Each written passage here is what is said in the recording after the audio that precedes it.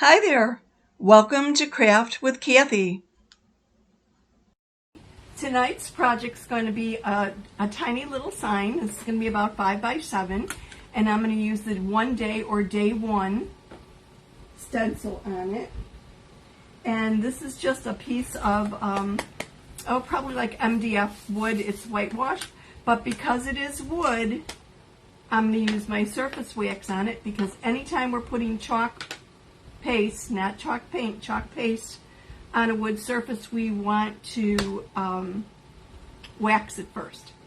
And if you don't have any surface wax, actually, especially for something as small as this is, just grab a piece of wax paper, crumple it up, and rub it all over the wood. It'll do the job. Now this is two-sided. It's finished on both sides. I'm just going to do the one side. I'm thinking about what I might want to put on the other. Basically what I'm going for with this is a door hanger. I'm going to punch holes at the top and string it, most likely with a piece of velvet ribbon. I'm really not real fond of jute hangers over my doorknobs, but with a piece of velvet ribbon. And just have it as a nice little reminder, one day or day one. You know how sometimes you say, oh yeah, one day I'll do this, or one day I'll do this, when I lose weight, or when I save enough money, or when I, whatever. You know what? One day doesn't come. So make it day one. Make it a plan to start, right? Don't be afraid. Just jump right in with both feet. Okay, be a little cautious before you jump, right? So I applied the wax, and I'm just now rubbing it in, buffing it off, basically, so that it acts as a protectant to my wood, so my wood doesn't absorb the pigment quite as quickly, but also so that it protects my stencil, because my stencil is adhesive backed. So it acts as a little bit of a barrier so I don't pick up any wood or any splinters or anything.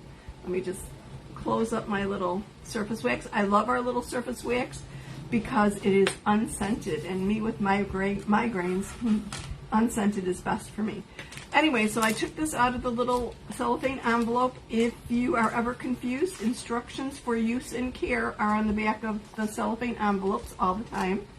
So I'm going to fuzz this, and basically if you don't have a fuzzing towel, fuzzing cloth, you could just use a regular towel or a pair of jeans or a sweater, something that's going to have a little bit of lint so that it diminishes the stickiness.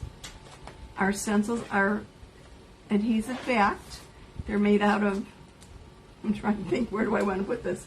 They're made out of vinyl and silk screen, and the chalk paste goes through the silk screen onto the surface beneath it. And sometimes I want to just make it not quite as sticky. Now I'm using it on wood, so I don't have to fuzz it much at all. And I'm just going to center this. I want to leave a little room up at the top for when I punch my holes. So I'm going to just bring it a little bit further down. I'm not actually centering. I'm centering left to right, but I want to make sure I have a little area at the top so that I can punch some holes in there and string some ribbon. Now I'm using my individual paste packets, and if you've seen me use paste packets in the past, you know that I always open them upside down. The top has this little color block. I like to, excuse me, leave that intact when I'm using it, because odds are I'm not going to use all this paste. There's quite a bit in here.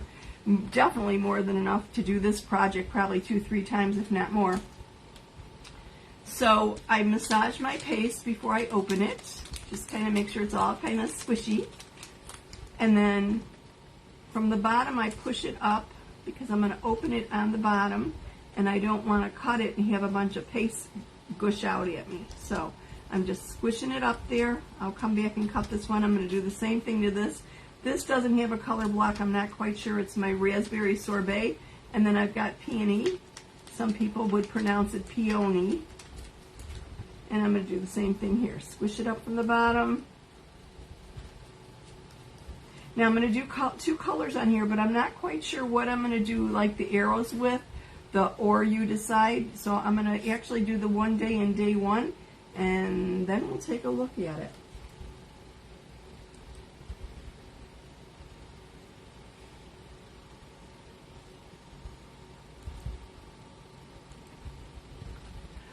Okay, so I'm going to open this up from the bottom, and I'm going to use little stir sticks to scoop out some paste.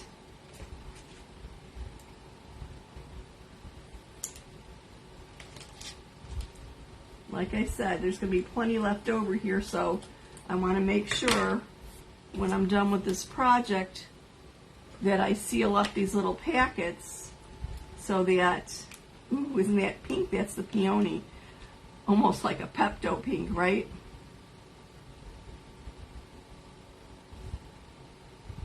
I'm going to use that for the word 1. Put that on the side. And I'm going to do day in the word day in my raspberry sorbet. I don't know if I cut that far enough down. I probably didn't open it up. Give that another cut. There we go.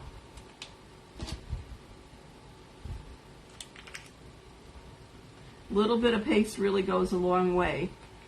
You don't need much at all for this project, believe me. Okay.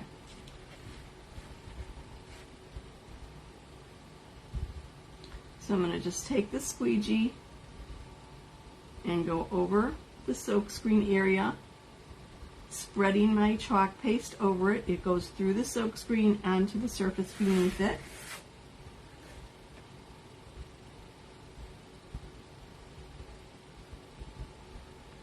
I think if you've been putting something off, this just might be the incentive you need to actually get started and do it.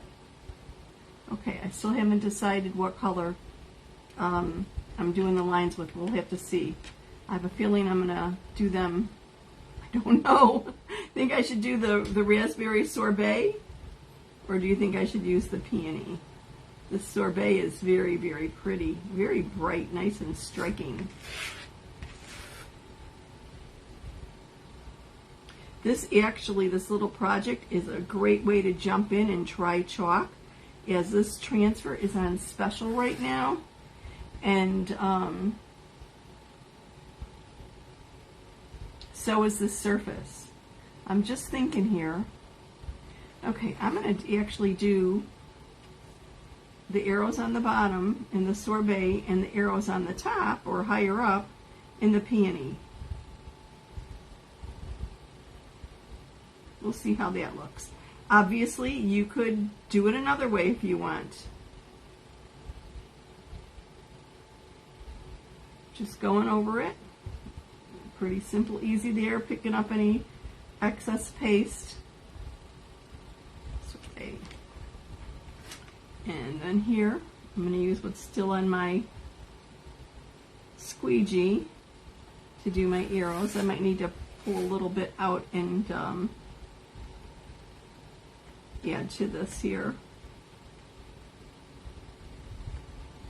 No, maybe not. Like I said, a little bit of paste goes a long way.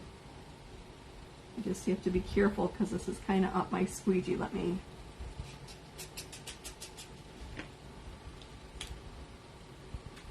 Yes, I can make a mess even with a little project like this. Let me just scrape a little bit off and get it there.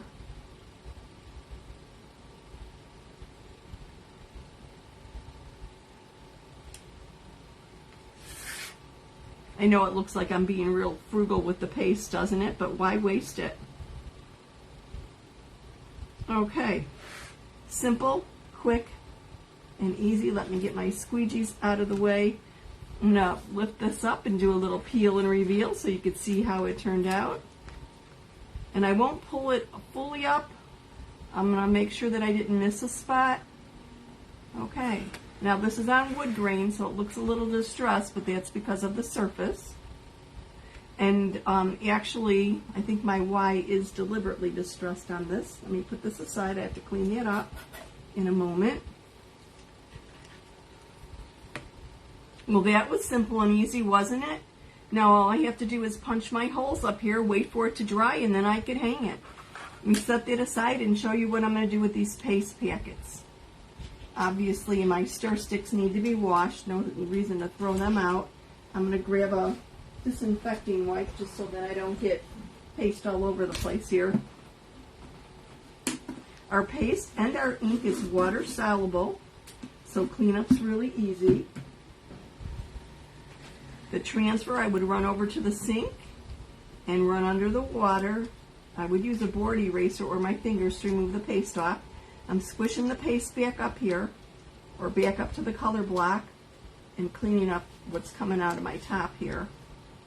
And then all I want to do with this is fold it over a couple times. And then I'm going to I could use a paper clip, or I could use a binder clip, or actually I could use some of our placement tape, which is like washi tape, to just hold it in place for the next time I want to use it. I want to make sure that this is as airtight as possible. Got my thumb in the middle there. And this way, when I go back and I'm looking through my paste packets, with the color block intact like this, I can see right away, oh yes, there's my peony paste. And I'll do the same thing with the sorbet. For whatever reason, the sorbet doesn't have a color block. I'm not quite sure what happened with that, but I'm not going to worry about it. So basically the same thing. Squish the paste back up to the other end. You could use a squeegee actually to do this too. Wipe up anything so it doesn't squish off the top. And then fold it over and seal it up. Like I said, you could probably get a couple projects out of these 2 packets of paste. I'm sure you could do this sign at least 3 times, if not more. Wasn't that quick and easy? What do you think? One day or day one? You're going to make a plan to get started on what you've been thinking about? Make a plan and start. It's easier than it sounds. Baby steps, but at least they're steps in the right direction, right? This will take about 5 minutes or so to dry.